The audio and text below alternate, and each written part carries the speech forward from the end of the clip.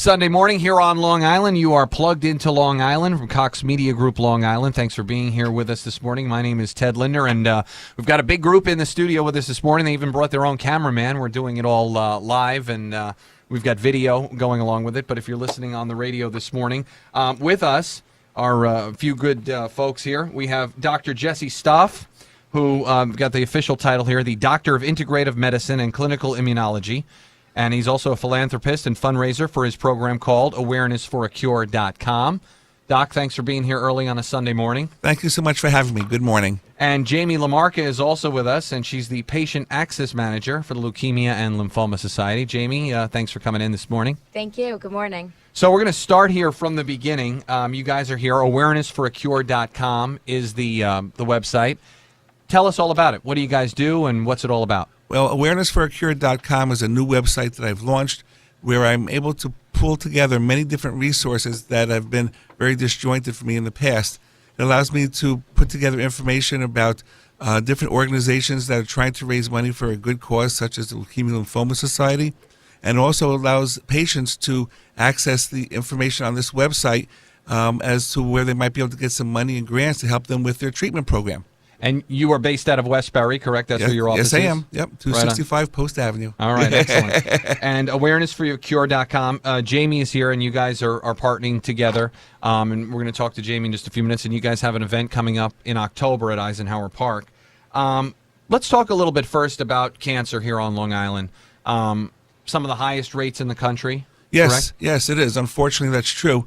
Long Island is considered a cancer cluster. The federal government actually has a website where they track incidence of cancer across the United States. It's run by the U.S. government. It's called the Geographic Information System, the GIS. And you can go there. It's free. And you can look at different areas of the country and see the incidence of different kinds of cancer. And Long Island sticks out like a sore red thumb. And why? I mean, I know this is a question that I know nobody's really been able to pinpoint or, pin down. Why? That's the multi-billion-dollar question, right. For which they've spent tens of millions of dollars to try to get an answer. One of the answers has to do with various toxins that are in our water. There's research on a toxin called chromium-6. That's of the Erin Brockovich era. And also there's a ton of information about what's referred to as the Bethpage plume, which are toxins that were dropped into our aquifer from Grumman and other partners of the aerospace industry in the mid-'50s. And these toxins are slowly spreading through our aquifer and releasing various toxins that are carcinogenic. Right.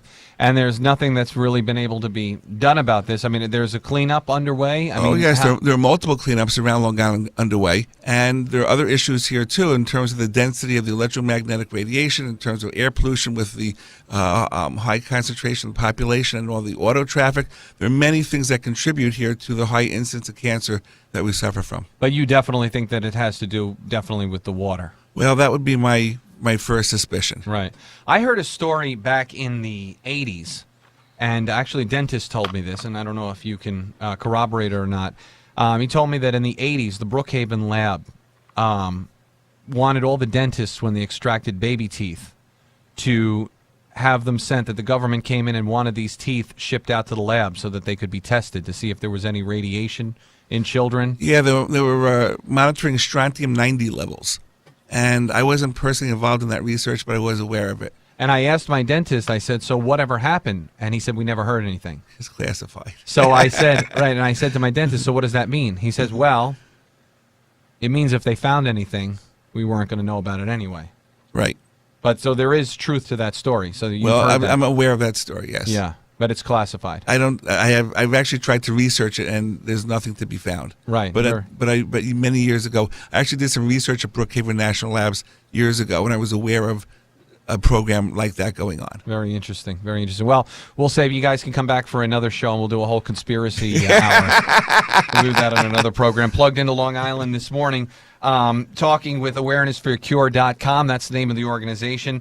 Doc, tell us a little bit more about Long Island. You said has one of the highest cancer rates in the country, right? Where does it rank? Is it number one? I mean, is Well, this the highest? it depends for different types of cancer. So, for example, for breast cancer, we have the highest incidence in the state, ahead of the rest of the state by 16 to 18%, and ahead of the rest of the country by at least 9%, depending upon what areas of the country you're looking at. In some areas, much higher. Across the board, cancer incidence is higher than it is elsewhere in the state and across the country. And it's a big problem for us.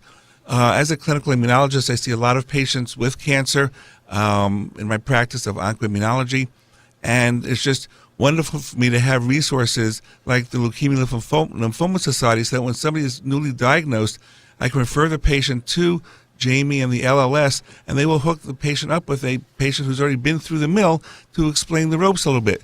Jamie, you want to share that a little bit with us? Yeah, step in, Jamie. Sure. As part of our services to patients, we have what is called our First Connection program, where that's our peer-to-peer program. So we will connect a newly diagnosed patient or a patient in any stage of their cancer treatment with another patient.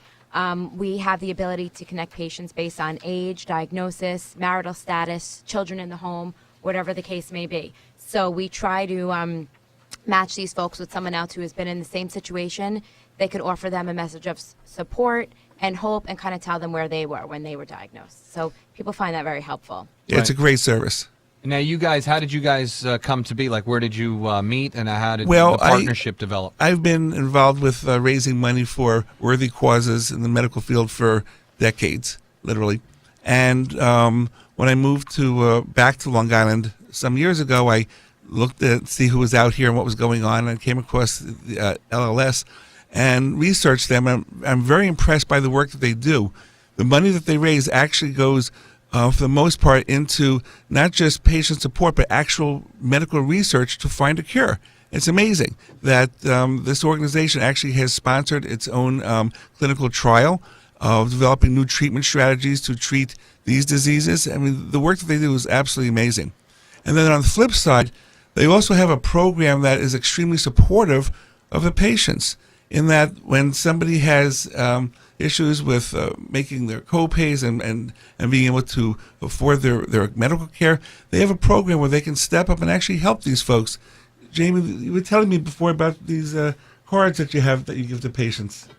Yes. So actually, just also to add on to what Dr. Saf is saying, in the past 66 years, the Leukemia and Lymphoma Society has invested over $1 billion in cancer research to advance therapies and save lives.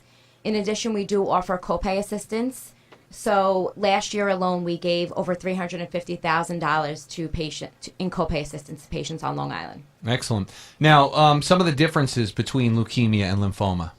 Well, they're both diseases basically of the immune system, if you will, but they have different manifestations.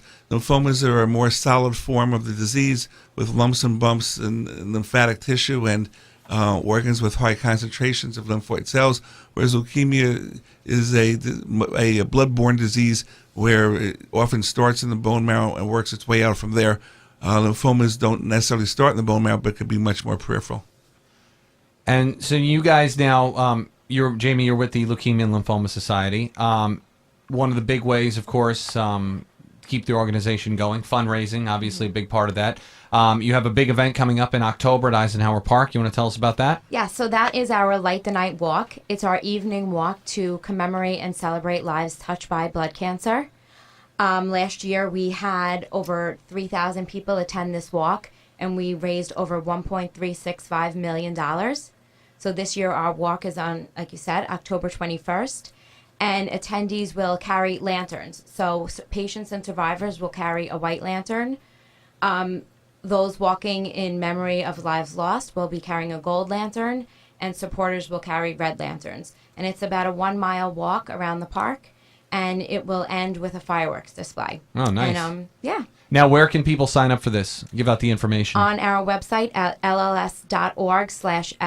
And if they want to get in contact with you, you have a direct phone number? Yes, so if someone is newly diagnosed with a blood cancer, they could certainly reach our information specialist at 1-800-955-4572. Excellent. You know, last year when we were at the walk, we were one of the supporters with team staff and raised several $1,000s towards that 1.6. And the evenings started off as a more festive sort of atmosphere. There were vendors there that had set up and supplied food for the people that were attending and walking. But then things started, and there was some presentations and discussion. And then we did the walk. It was a very solemn event, but a very upbeat event, because it was, yes, in remembrance of people who have passed away from these diseases and the family that supported them. But there's a tremendous amount of hope and love that you just couldn't help but feel when you were there. It was just a very positive experience that was just very difficult to describe, but well worth attending.